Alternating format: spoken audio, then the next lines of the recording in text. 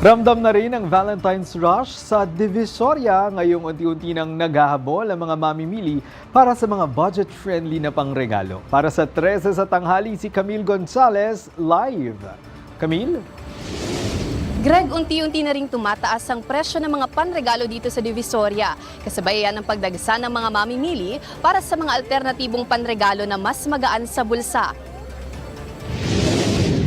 Love is in the air na sa Ilaya, Divisoria. Nagsulputan na ang sari-saring teddy bears, chocolates at makukulay na bouquets na swak sa budget ngayong Valentine's Day.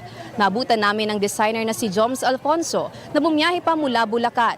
Aniya, sulit ang pagod dahil mas mura ang mga regalo sa Divisoria, kaya mas marami siyang mabibigyan ngayong araw ng mga puso. Actually, bakit Divisoria? Marami kang pagpipili ang magaganda at mura.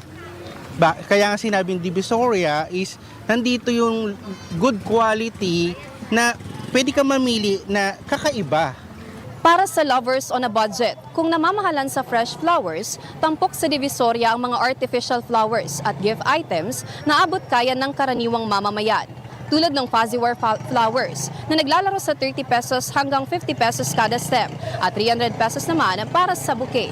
Kung flower o cylinder design naman, nasa 80 pesos hanggang 120 pesos lang.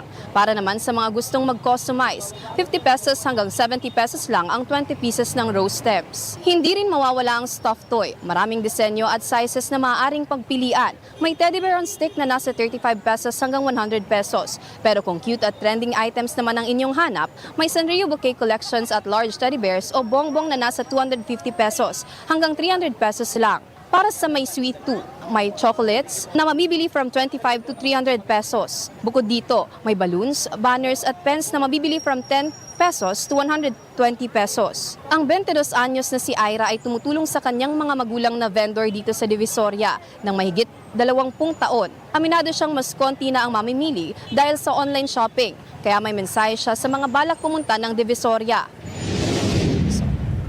For me, as a babae, siguro mas maganda na pupunta sila para mas mapili talaga nila yung halimbawa artificial flower or like totoong bulaklak na gusto nilang ibigay para sa loved ones nila kasi mas personal yun kung sila yung mas mamimili.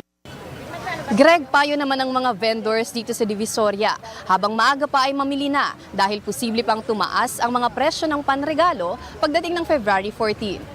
Para sa totoong balita sa Bagong Pilipinas, Camille Gonzalez, 13 sa tanghali ng Congress TV.